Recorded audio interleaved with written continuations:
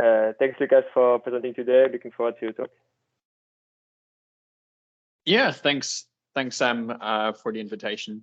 As Sam already mentioned, this is work that I have done at Huawei as part of an internship that I conducted at Huawei end of last year. And here on the slide, you can kind of see the title of the project, Ensemble Value Functions for Efficient Exploration and Multi-Agent Reinforcement Learning. So I've kind of dipped into a similar line of research as I've done in my PhD, focused on multi-agent reinforcement learning, here specifically cooperative one. And I had the opportunity to collaborate with people at Huawei, Oliver, as well as David, who kind of was my supervisor at Huawei, and also Stephen and Yali, as well as Stefano was also on board. And as Sam also mentioned in the email, I think this is work that was submitted to ICML, but they at Huawei already allowed me to talk about this here. So let's get into it. So yeah, the motivational example, or the kind of the motivational problem for this work was, imagine a good world environment where we have two agents here marked by the blue and green triangle.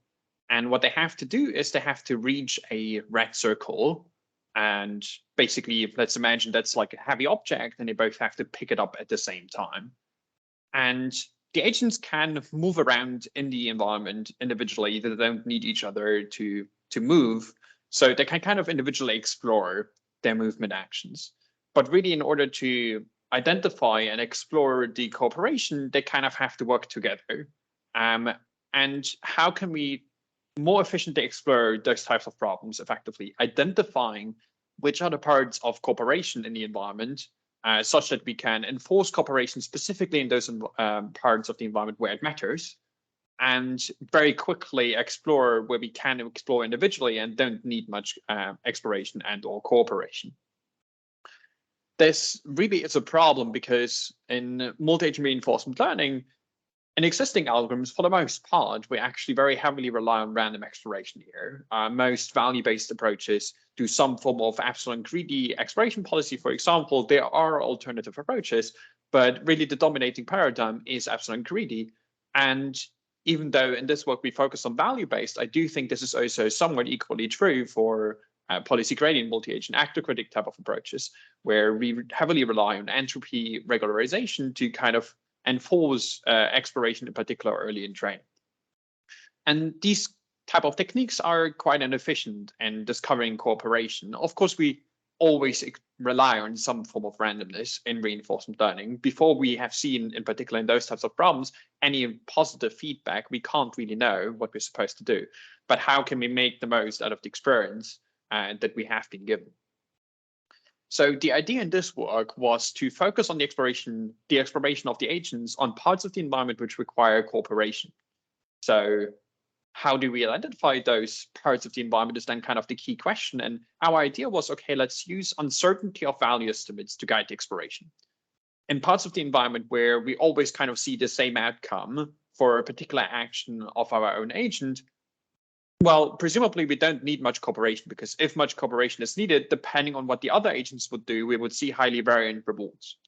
So thereby we kind of conclude that these parts are less interesting for exploration, so we decay the exploration quicker there.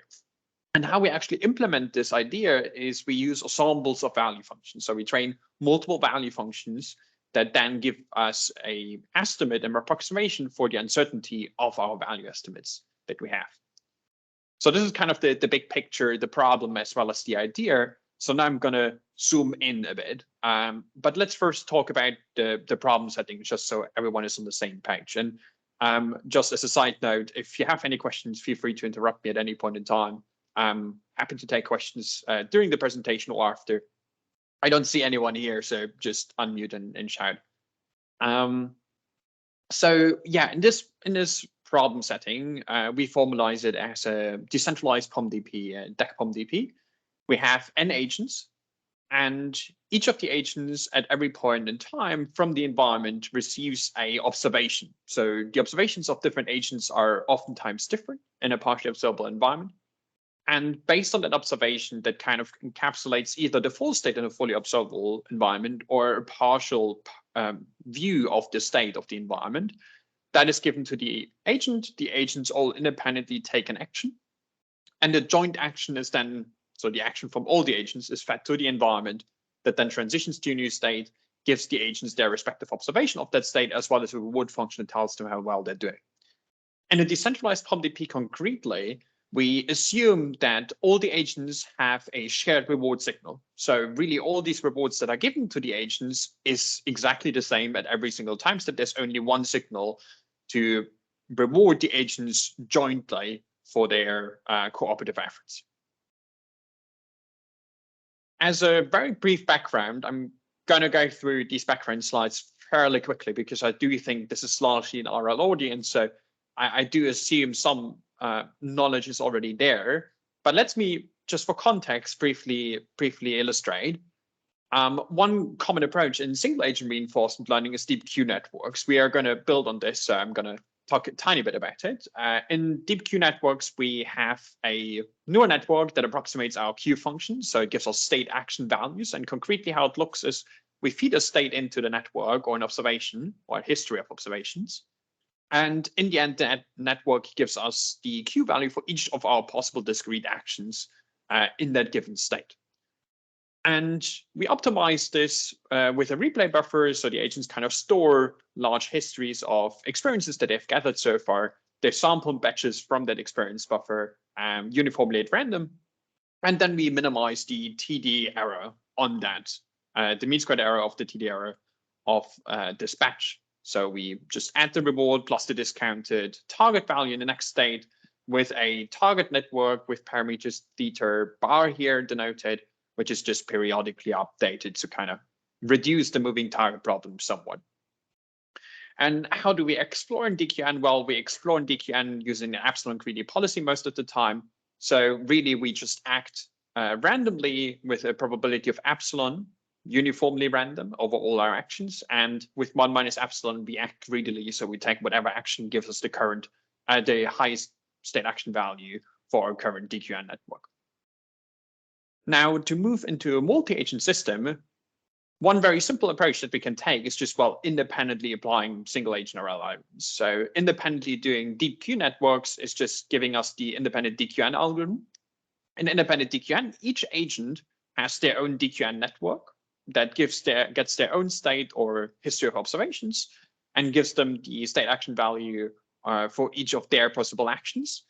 And this setting completely ignores the presence of other agents. So really, we almost treat the multi-agent system as a single agent problem, just as well, pretend the other agents are not there, and we just do our own thing. This seems very naive. It is fairly naive, but actually surprisingly effective in a lot of problems.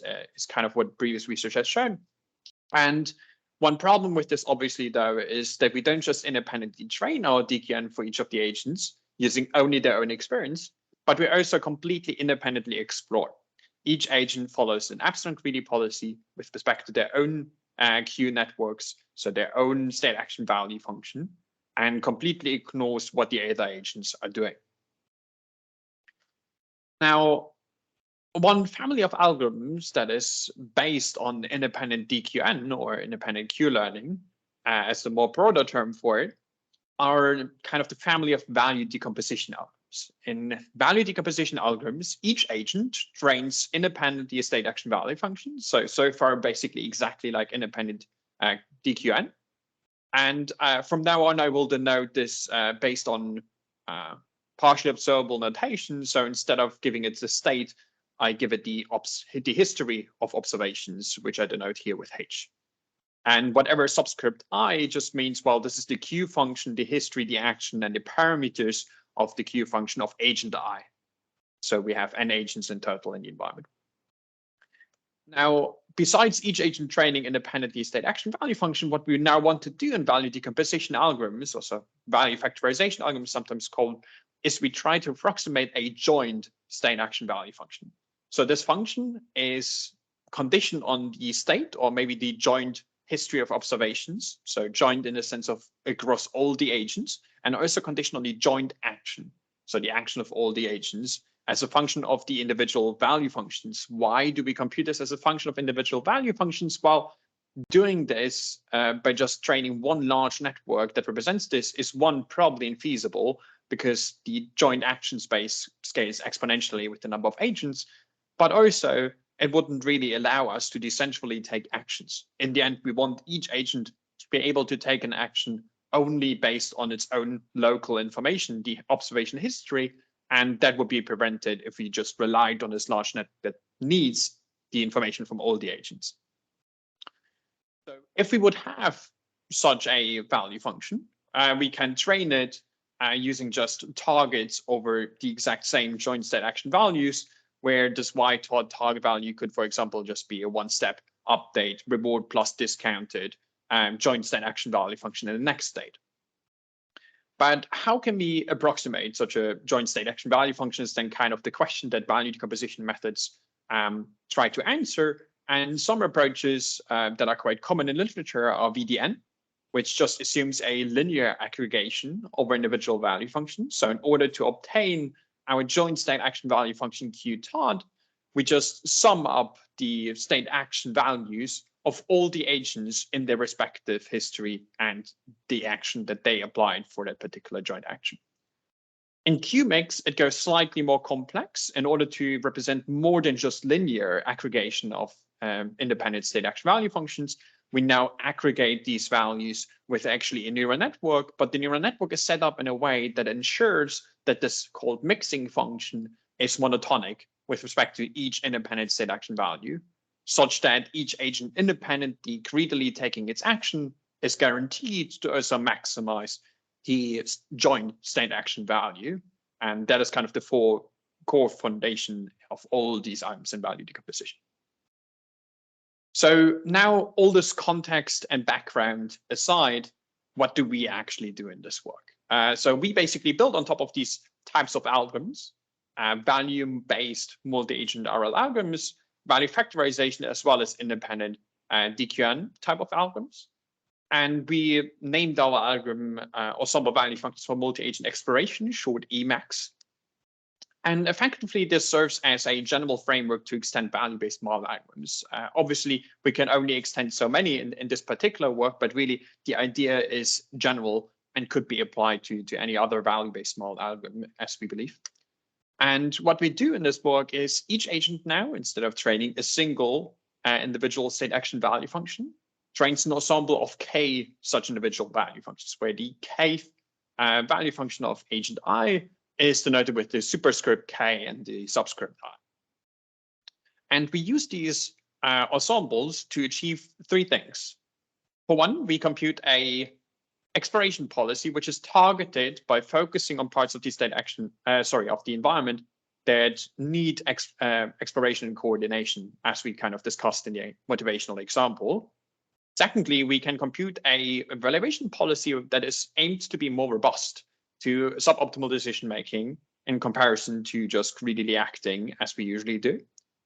And lastly, we compute more robust target values for optimization, target values that are designed in such a way that the optimization is more stable and less variant, which helps training in general.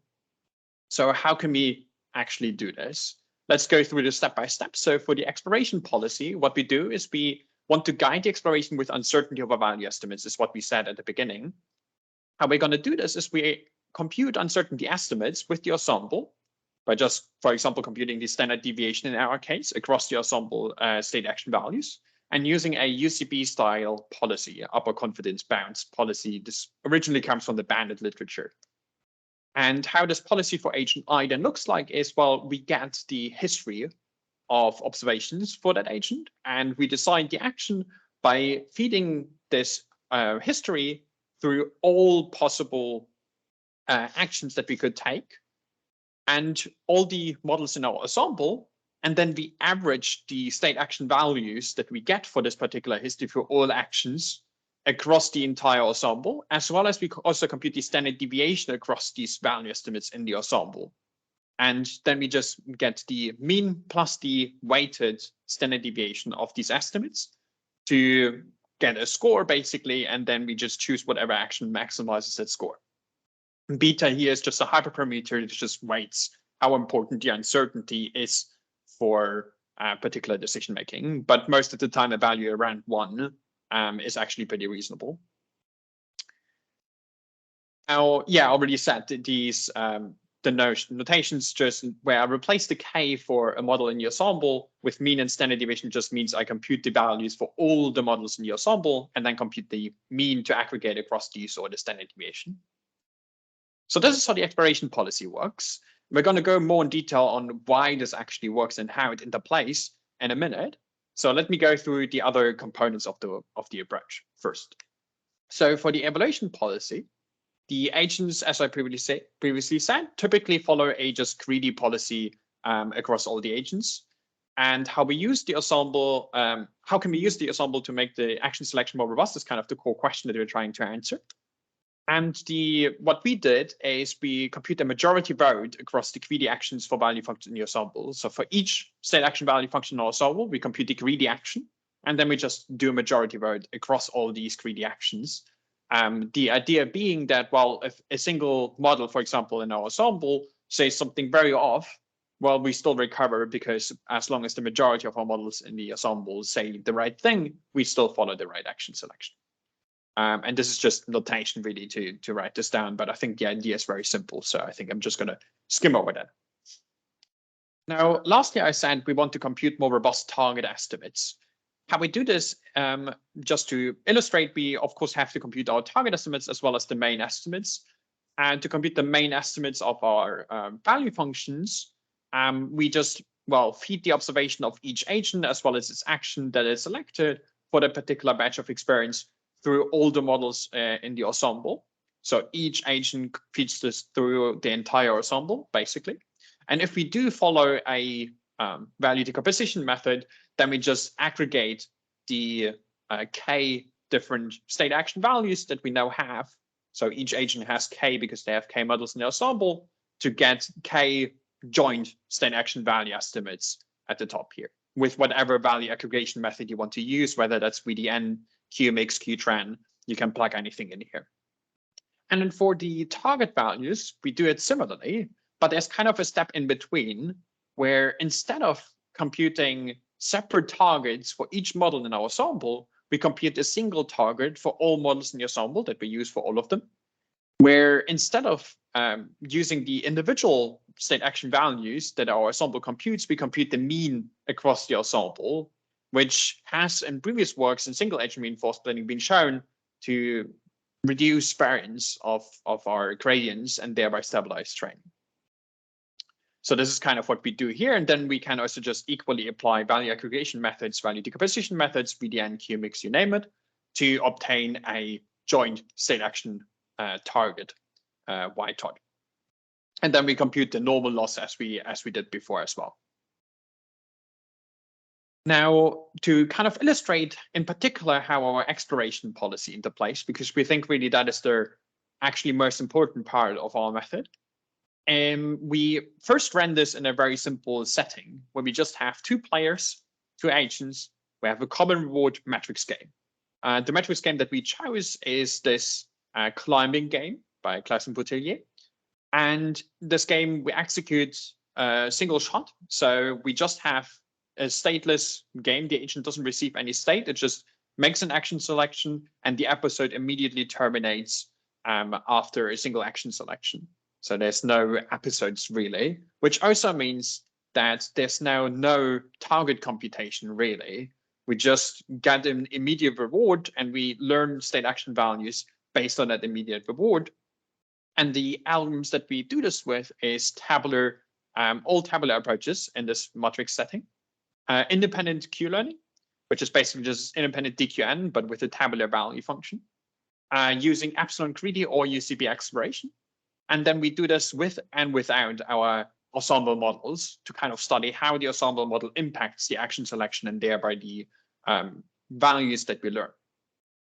To kind of kickstart the ensemble models with some diversity across the ensembles, which is quite important to have that early in training. For a neural network, we get that for free because we always randomly initialize our neural network. We just don't have all 0 values or something. But in a tabular, that would usually not be the case. We just randomly initialize with a 0 mean Gaussian distribution across our table. And we found actually this also helps in a non-ensemble case, but that's more just like a side note for consistency.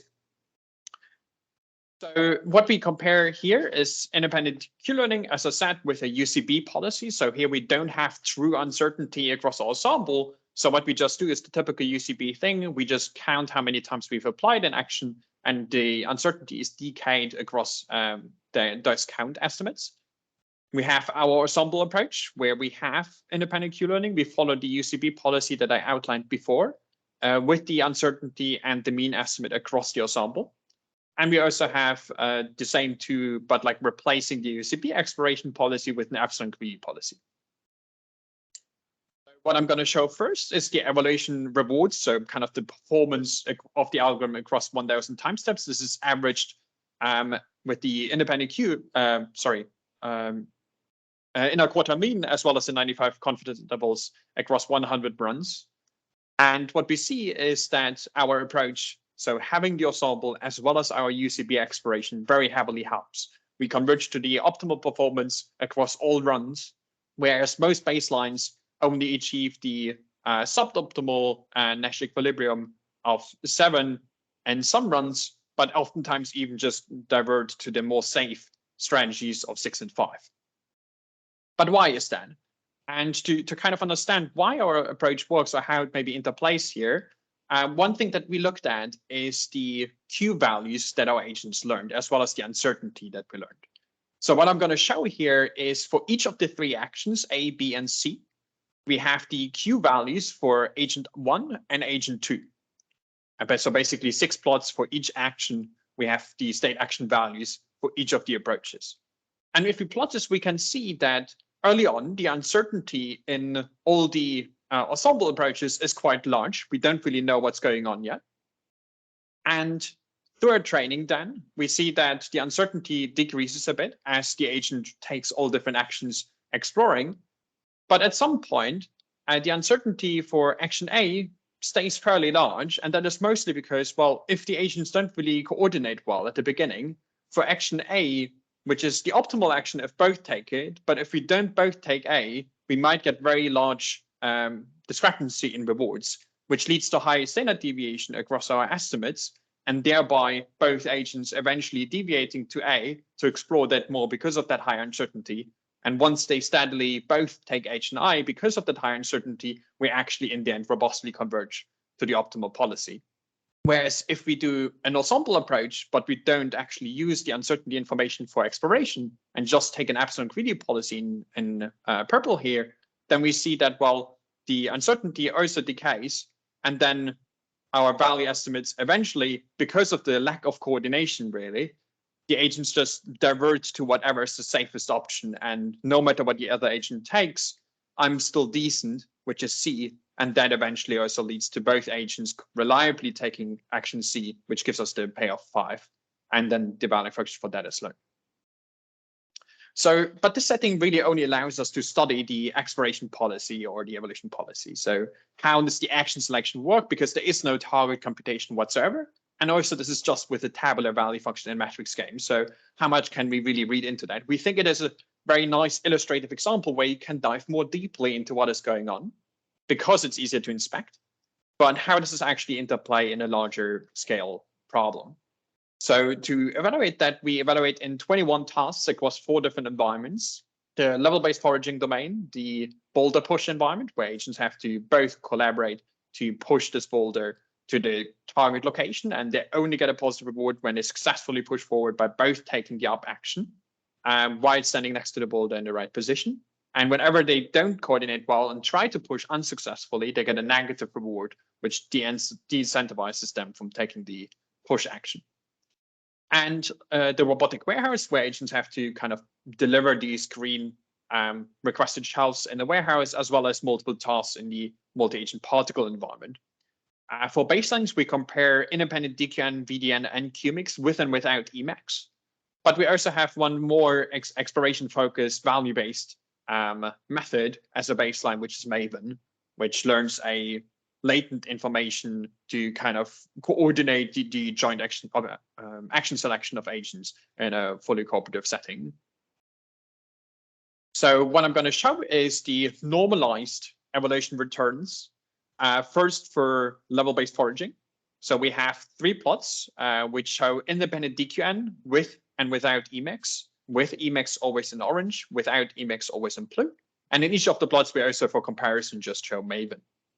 So these returns are normalized for each of the tasks that we have within our LBF, and then we average across all these different tasks and runs. And what we see for independent DQN is, well, using the ensemble improves our performance somewhat, but there's no huge discrepancy, even though it is noticeable.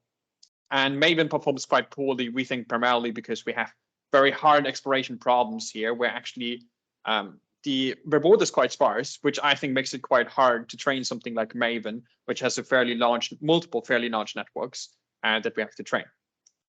VDN, we also see a similar trend where EMAX just steadily improves performance, a bit more noticeable even than an independent DQN.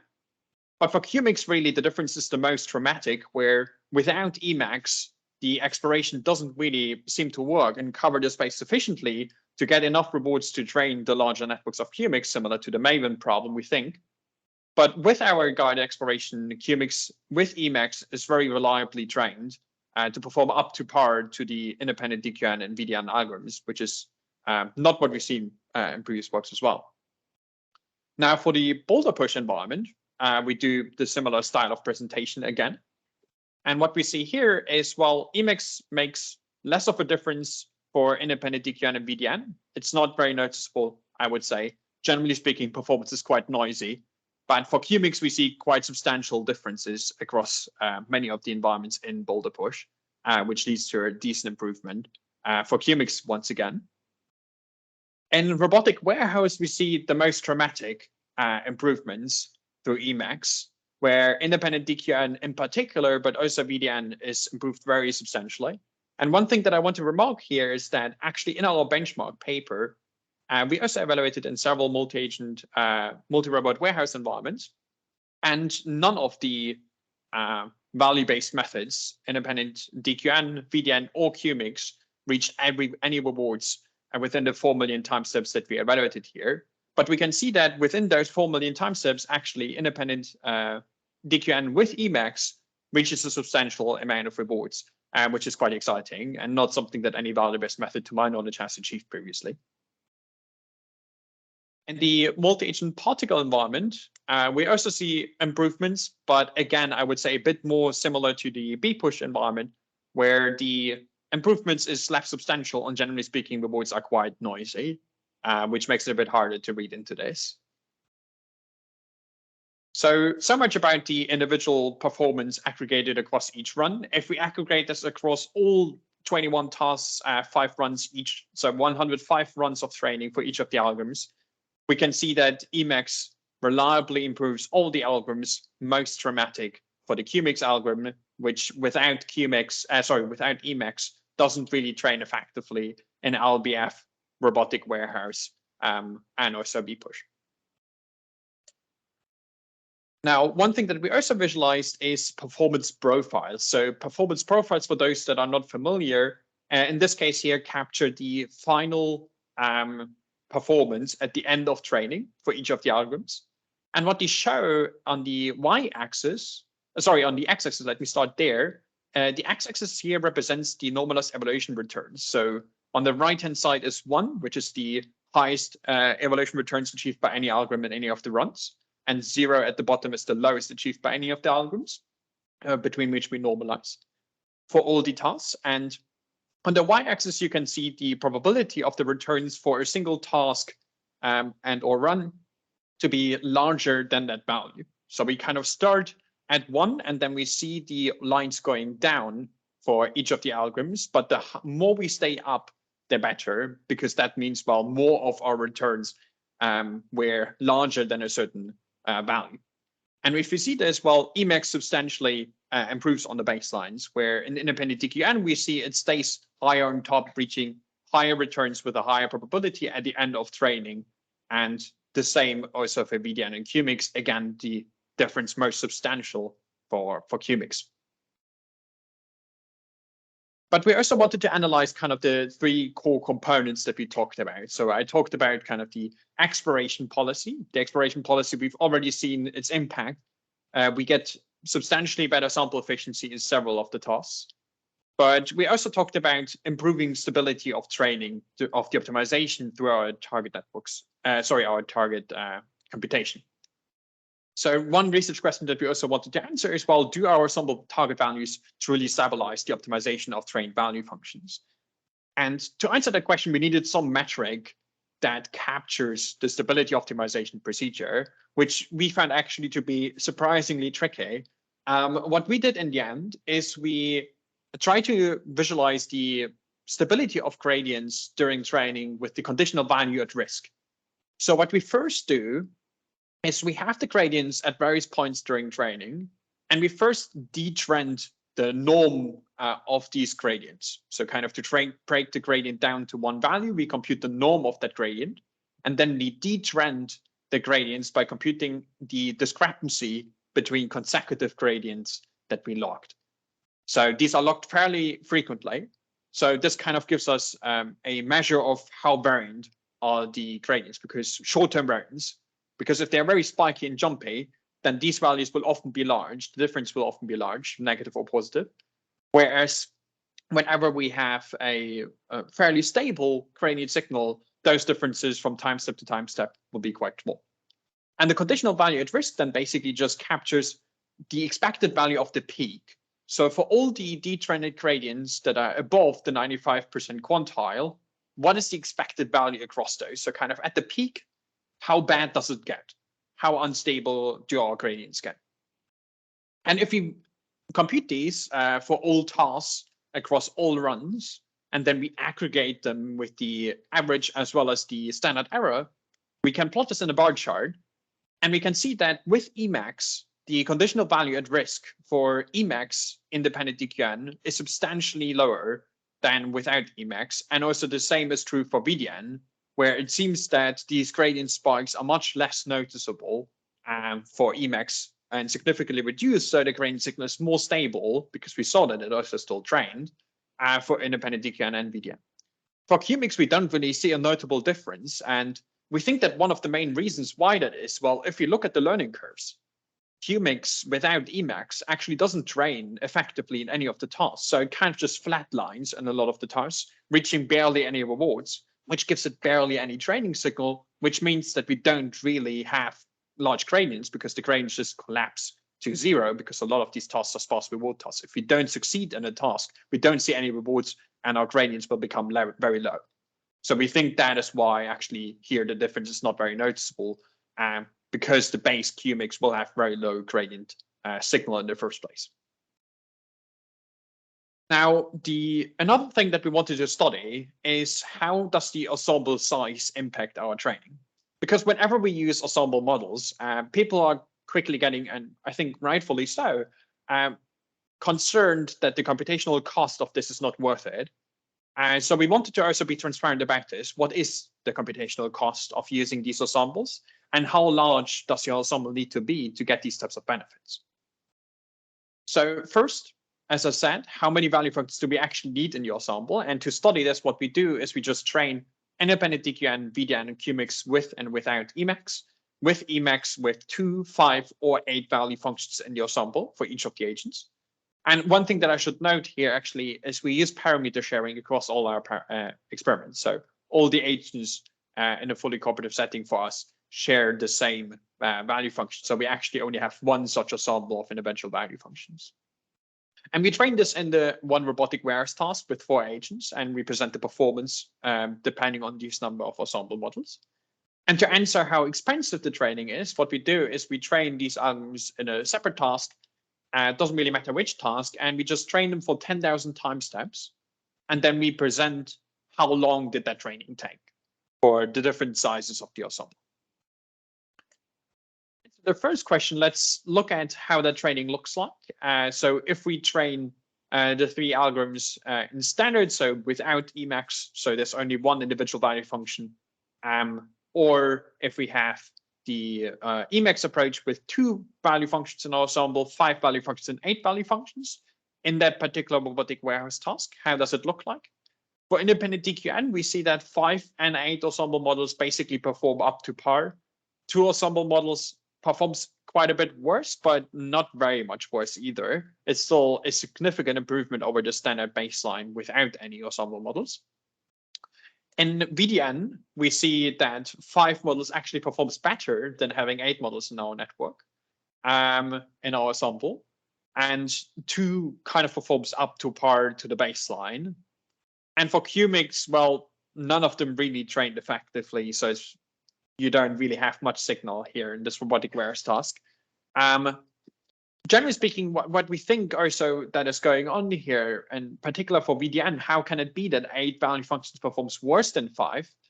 Well, if we have more models in our ensemble, well, we also need more training in a way. We have more functions that we need to train, and we do think that might harm you at some point. Another fact that might come into this, even though it is kind of difficult to quantify this, potentially having more models in our ensemble could introduce more non-stationarity in a multi-agent system. Non-stationarity as in, well, we generally speaking struggle in multi-agent RL with this problem of non-stationarity because our agent gets experience depending on what the other agents are doing, that we obviously don't control and only to some extent observe in a lot of problems.